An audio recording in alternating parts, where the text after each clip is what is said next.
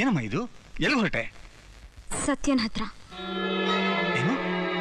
ಸತ್ಯನ್ ಹತ್ರನಾ? ಹೌದಪ್ಪ, ತುಂಬಾ ಯೋಚನೆ ಮಾಡಿ ನಿರ್ಧಾರಕ್ಕೆ ಬಂದಿದ್ದೀನಿ. ನನ್ನಿಂದ ಯಾರಿಗೂ ತೊಂದರೆ ಆಗೋದು ಬೇಡ. ಕಷ್ಟನೋ ಸುಖನೋ ನಾನು ಅವನ ಜೊತೆನೆ ಜೀವನ ಮಾಡ್ತೀನಿ. ಏನಮ್ಮ ಇದು? ಏನ್ ಹೇಳ್ತಾ ಇದೀಯಾ? ಅಪ್ಪ, ದಯವಿಟ್ಟು ನಾನು ತಡಿಬೇಡಿ. ನಾನೆಲ್ಲೇ ಇದ್ರು ಚೆನ್ನಾಗಿರ್ತೀನಿ. ಬರ್ತೀನಿ.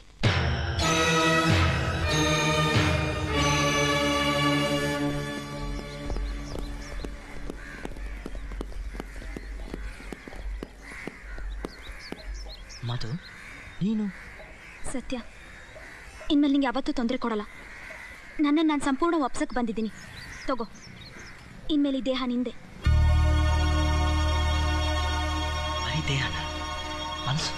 ನನ್ನ ಮನ್ಸು ಯಾವತ್ತೂ ನಿಂದಾಗಲ್ಲ. ನಿನಗದು ಬೇಕಾಗೂ ಇಲ್ವಲ್ಲ?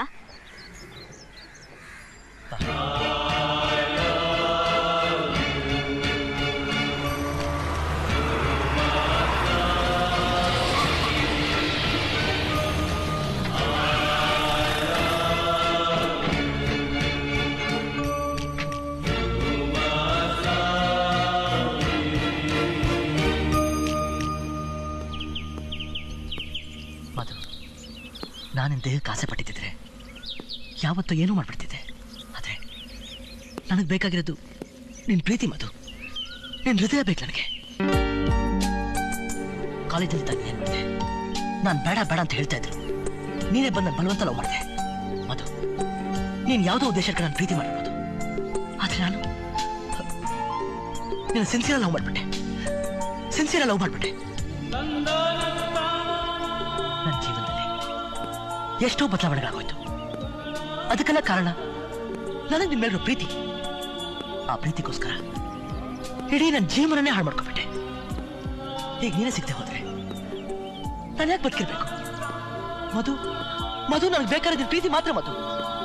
ಒಂದ್ಸಲ, ಒಂದ್ಸಲ ಐ ಲವ್ ಯು ಅಂತ ಹೇಳ್ಬಿಡು. Please say I love you.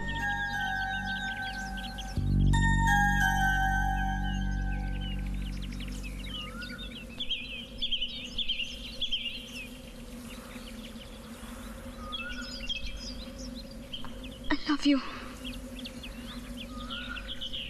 ಇನ್ನೊಂದ್ಸಲ ಹೇಳು.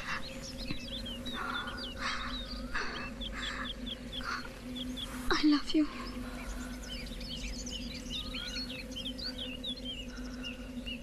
Madhu, I too love you. Madhu.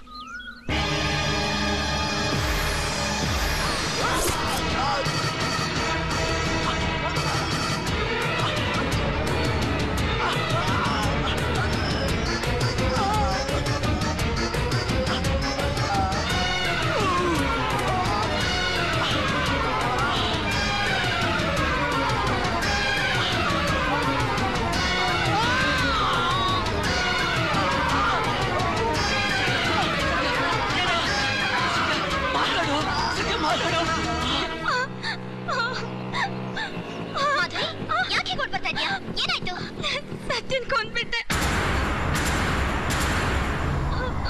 ಏನ್ ಹೇಳ್ತಾ ಇದ್ದೀರಾ ನೀವು? ನಾ ಹೇಳ್ತಿರೋದು ನಿಜ. ಅವನ್ ಕಾಟ ತಡಿಲಾರ್ದೆ ನಾನೇ ಅವನ್ ಕೊಂದ್ಬಿಟ್ಟೆ. ನನಗ್ ಬೇರೆ ದಾರಿನೇ ಇರ್ಲಿಲ್ಲ. ದಯವಿಟ್ಟು ನಾನು ಪೊಲೀಸ್ ಸ್ಟೇಷನ್ ಕರ್ಕೊಂಡು ಹೋಗಿ ನಾನ್ ಸರೆಂಡರ್ ಆಗ್ಬೇಕು. ಪ್ಲೀಸ್ ಬನ್ನಿ ಕೂತ್ಕೊಳ್ಳಿ.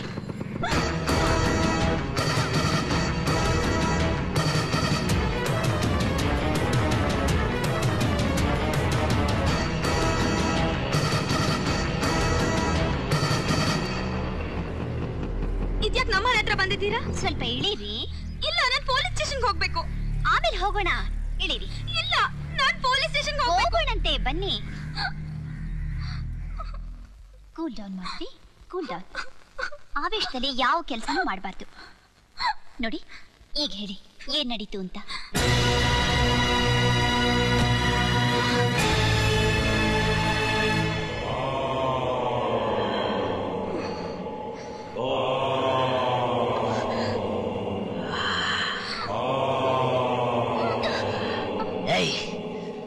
ನಾನ್ ಸತ್ತೋದೆ ಅನ್ಕೊಂಡ್ಯಾ? ಈ ಸತ್ಯ ಅಷ್ಟು ಸುಲಭವಾಗಿ ಸಾಯಲ್ಲ ಮಧು.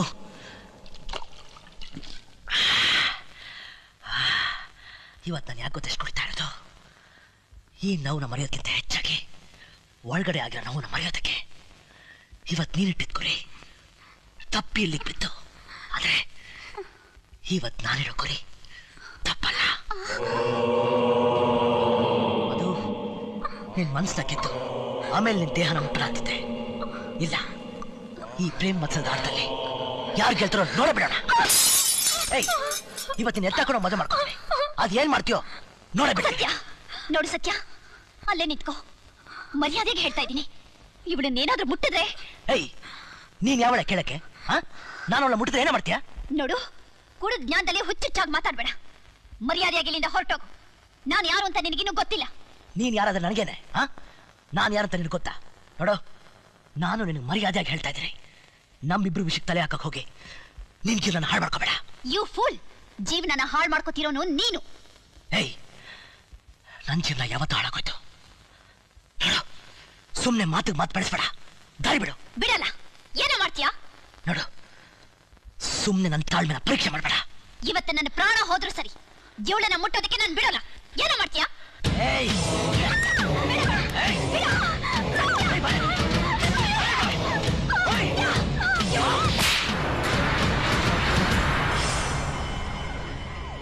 ನನ್ನ ಮೇಲೆ ಕೈ ಮಾಡ್ತೇನೆ. ಮಾಡ್ತೀನೋ? ಏನೋ ಮಾಡ್ತೀಯಾ? ನನ್ನ ಪ್ರಾಣ ತೆಗಿತೀಯಾ? ತೆಗಿಯೋ. ಪ್ರಾಣ ತೆಗಿಯಲ್ಲ.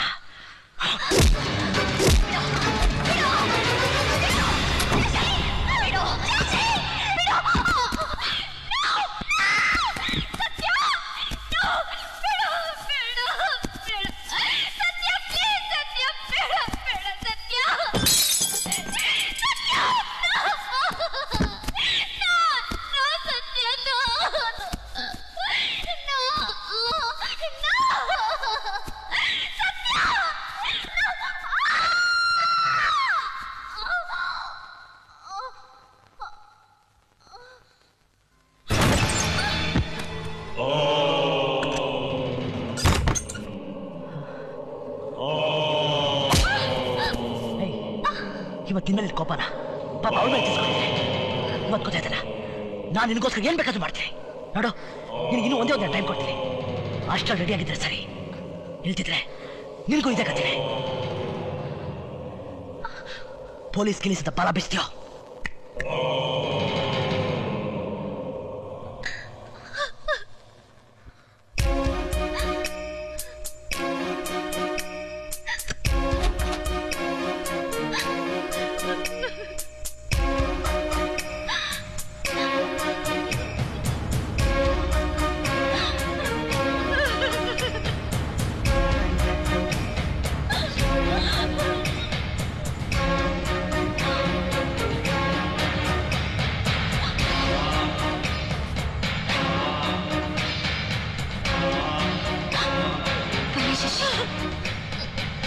ಇನ್ನಾವ್ ಹೆದರೋದ್ರಲ್ಲಿ ಅರ್ಥನೇ ಇಲ್ಲ. ನಡೀರಿ, ಡೈರೆಕ್ಟ್ ಕಮಿಷನರ್ ಹತ್ರನೇ ಹೋಗೋಣ.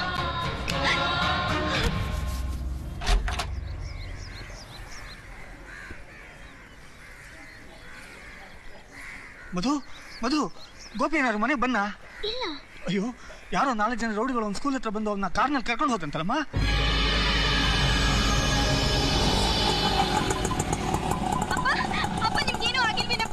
ಯಾಕಮ್ಮ, ಏನಾಯ್ತು?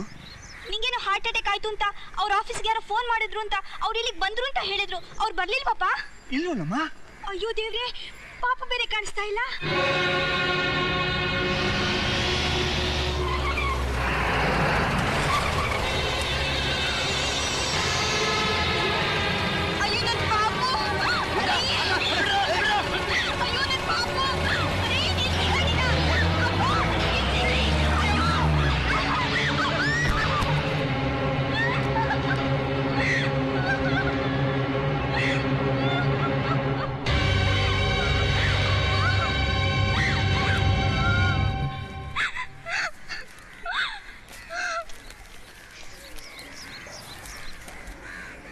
ನೀನು ಕಂಪ್ಲೇಂಟ್ ಕೊಡೋ ಗೇಟಿಂದ ಹೊರಗೆ ಹೋಗ್ತಿದ್ದಂಗೆ ನಿನ್ನ ಬಾವನ ಕಳ್ಕೊತೀಯ. ಪೊಲೀಸ್ ಸ್ಟೇಷನ್ ಗೇಟ್ ಎಂಟ್ರ್ ಆಗ್ತಿದ್ದಂಗೆ ನಿನ್ನ ಅಕ್ಕನ ಮಗು ಕಳ್ಕೊತೀಯ. ಕಂಪ್ಲೇಂಟ್ ಕೊಡ್ತಿದ್ದಂಗೆ ನಿನ್ನ ತಮ್ಮನ ಕಳ್ಕೊತೀಯ. ಇಲ್ಲ ಶಶಿ, ದಯವಿಟ್ಟು ನನ್ನ ಕ್ಷಮಿಸ್ಬೇಡಿ. ನನ್ನನ್ನು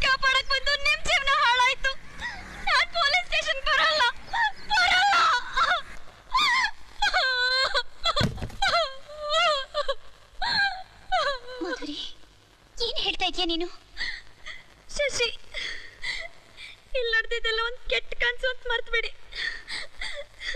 ದಯವಿಟ್ಟು ಮರ್ತ್ಬೇಡಿ. ನೀನು ಒಬ್ಳೆ ಹೆಣ್ಣ, ನಿನಗೆ ಈ ಥರ ಆಗಿದ್ದಿದ್ರೆ ನೀನೇನ್ ಮಾಡ್ತಾ ಇದ್ದೆ? ಪ್ಲೀಸ್ ನನ್ನ ಪರಿಸ್ಥಿತಿ ಅರ್ಥ ಮಾಡ್ಕೊಳ್ಳಿ. ಈಗ ನಾನು ನಿಮ್ಗೆ ಹೆಲ್ಪ್ ಮಾಡಕ್ ಹೋದ್ರೆ ನನ್ನ ಇಡೀ ಸಂಸಾರನೇ ನಾಶ ಆಗತ್ತೆ.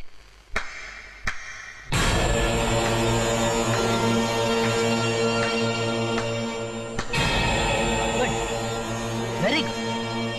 ಇದು ಮಾತಂದ್ರೆ ನಿನ್ ಸ್ವಾರ್ಥಕ್ಕೋಸ್ಕರ ಇನ್ನೊಬ್ರ ಜೀವನ ಹಾಳಾದ್ರೂ ಪರವಾಗಿಲ್ಲ, ನೀನು ನಿನ್ ಫ್ಯಾಮಿಲಿ ಮಾತ್ರ ಚೆನ್ನಾಗಿದೆ ಸಾಕು ಅಂತನಾ? ಗುಡ್. ಹಾ, ಇದು ನಾನು ಹೇಳ್ತಾ ಇರೋ ಮಾತಲ್ಲ, ಅವತ್ತು ನೀ ನನಗೆ ಹೇಳಿದ ಮಾತು. ಅವತ್ತು ನಿಮ್ಮ ಅಣ್ಣನ ವಿರುದ್ಧವಾಗಿ ಸಾಕ್ಷಿ ಹೇಳ್ಬೇಕಾದ್ರೆ ನಾನು ಇದೇ ಪರಿಸ್ಥಿತಿಲಿದ್ದೆ. ಆಗ ನಿನ್ ದೃಷ್ಟಿಲಿ ನಾನು ಹೇಳಿ ಆಗಿದ್ದೆ, ಸ್ವಾರ್ಥಿ ಆಗಿದ್ದೆ. ಈಗ ನೀನೇನು? ಆವತ್ತು ನನ್ನ ತಂದೆ ತಾಯಿ ತಂಗಿ ಸುತ್ತ 40 ಜನ ರೌಡಿಗಳು ಮಚ್ಚಿಡ್ಕೊಂಡು ಹೆದರ್ತಿದ್ರು. ಆವತ್ತೇ ನಾನು ಮಚ್ಚಿಡಿಯೋ ಪರಿಸ್ಥಿತಿ ಬಂದಿತ್ತು.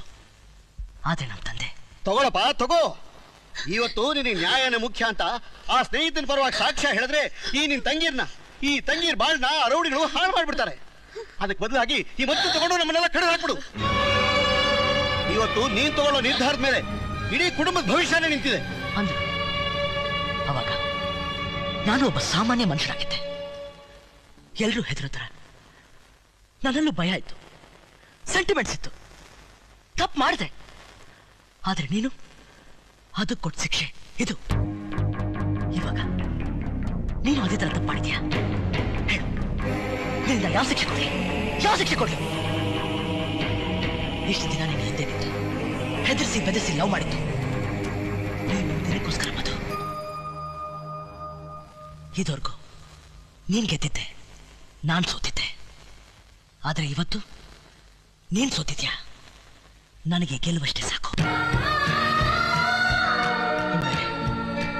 ನನ್ನಿಂದ ನಿಮ್ಗೆ ಯಾವ ತೊಂದರೆನೂ ಬರಲ್ಲ. ನಿನಗೆ ಬುದ್ಧಿ ಕಲ್ಸ್ಕೋಸ್ಕರ ಹೀಗೆಲ್ಲ ಮಾಡಿದೆ. ಇದನ್ನ ಹುಚ್ಚುಲ್ಕೋಬೇಡ. ಈ ಹುಚ್ಚಂದಲ್ಲೂ ನನಗೊಂಥರ ಸುಖ ಇದೆ. ಇನ್ ಮುಂದೆ ನಿನ್ ದಾರಿ ನನಗೆ, ನನ್ನ ದಾರಿ ನನಗೆ. ಇನ್ಯಾವತ್ತೂ ನನ್ನ ಮುಖನ ತೋರಿಸಲ್ಲ, ನೀನು ನಿನ್ನ ಮುಖನ ತೋರಿಸ್ಬೇಡ.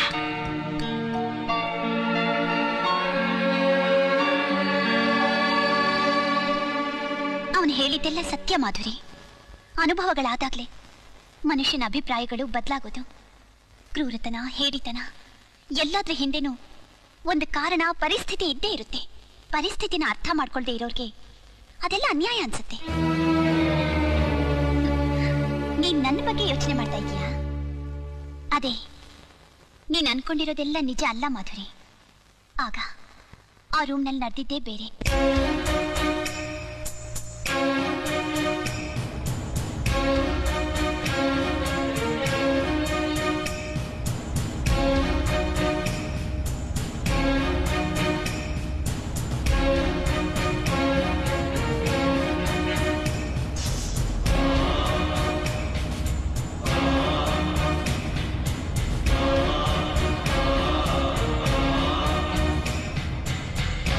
ನೀನ್ ಅನ್ಕೊಂಡಿದ್ದೇ ಬೇರೆ.